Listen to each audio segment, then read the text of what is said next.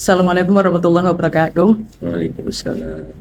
Terus lagi wonten pertanyaan dari Nurul Faridan. Sholat tahajud yang bagaimana yang diterima Allah?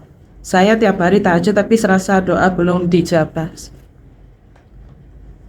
Untuk penanya Mbak Nurul ya, sholat tahajud yang bagaimana yang diterima oleh Allah?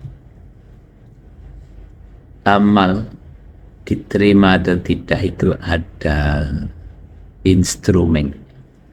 Amal soleh, salah satu instrumen amal soleh adalah ikhlas. Ikhlas berarti tanpa pamrih, tanpa berharap apa, ya wis di jalan. Perintahkan Allah di jalan, perintahkan Allah di jalan, tidak berharap banyak. Kalau ikhlas seperti ini murni karena Allah, mukhlisiyat, insya Allah doa-doa kita akan terkabul dengan beberapa tambahan syarat. Karena doa terkabul itu syaratnya juga ada beberapa hal.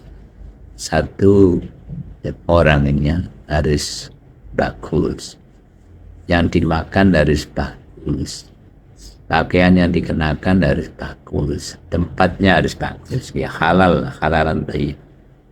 Itu salah satu kriteria doa yang diterima. Jadi faktor personnya harus bagus, pakaiannya harus bagus, maka apa? Insya Allah doa kita diterima. Atau kepepet gitu. Kalau kita tahajud merasa doa kita belum terima, harus koreksi. Makannya kita makan bagaimana, pakaiannya kita kenakan bagaimana, ya. Tempat yang kita tempati bagaimana, halal atau tidak, ya. Itu pengaruh terhadap. Jadi zaman dulu Rasulullah melihat seorang laki-laki yang dikerumuni oleh hanya orang yang anak buahnya. Lelaki itu menganggap tangannya manjatkan doa pada Allah, tapi Rasul berkomentar, ya, Fa'anna istajab.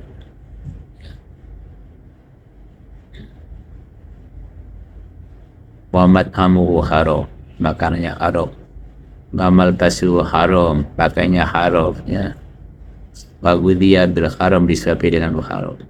Fa'anna istajab, mana mungkin dikabulkan. Itu berarti menunjukkan ya harus halal. Jadi ibadah sholat bukan untuk memenuhi hajat kita, itu pengabdian kita, kita persembahkan untuk Allah, ya.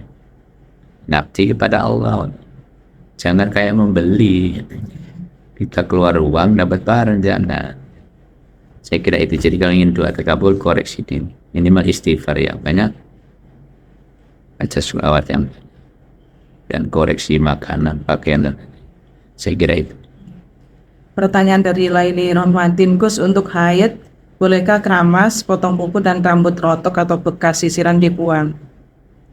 Untuk orang haid, menurut Imam Atok boleh-boleh saja potong kuku, potong rambut, yang tak boleh potong kepala.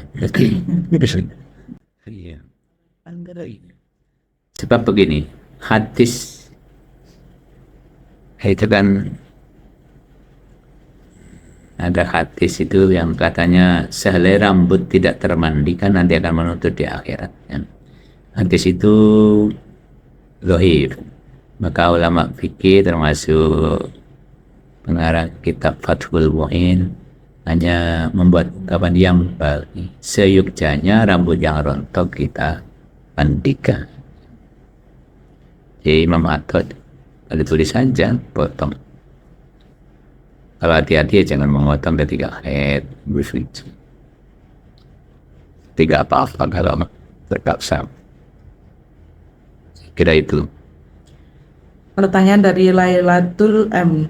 Gus, kalau orang sedang bertapa, sholatnya bagaimana? Mbak Lailatul M. Topo itu cara Jawa jenenge noto upo atau upo.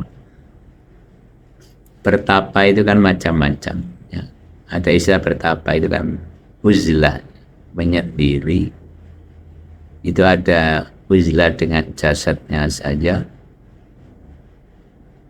ada uzlah dengan ruhnya saja, Ada uzlah memisahkan dari masyarakatnya yang diri, ruh dan jasad. Itulah mungkin dalam bahasa Jawa disebut top. Noto yang kita makan harus kita tata, jangan sampai harusnya. Nah, kalau ada istilah pertapa di hutan-hutan, di tempat yang sepi, itu sebenarnya kalau orang Islam ya uzlah. Atau orang itu di masjid namanya itikaf, tafakur. Jadi itikaf itu tafakur di masjid, merenungkan. Tidak mungkin orang Hindu kontemplasi.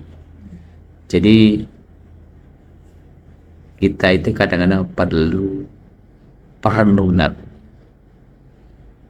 merenung apa yang sudah kita lakukan, kita evaluasi kebaikannya, keburukannya, kesalahan, dan merenung yang akan datang, langkahnya bagaimana, solusinya bagaimana. Nah, itulah diawali dari orang Islam di masjid namanya itikaf, mendekatkan diri kepada Allah dan merenung.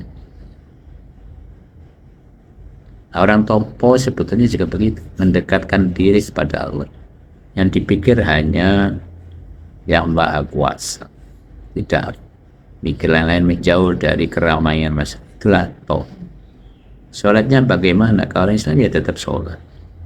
Rasulullah di gua Hira sebelum turunnya waktu itu ya ada kategori seperti itu, bertahan beribadah di gua Hira. Menurut sebagian keterangan, ibadahnya mengikuti tata cara ibadah Nabi Ibrahim. Ma'akhaina ilaika an tabi'a millata Ibrahim hanifan. Kemudian kami mewahyukan padamu dan yang kamu ikuti agama Nabi Ibrahim yang hanif, agama yang cenderung pada kebenaran. Ya, Nabi mengikuti itu.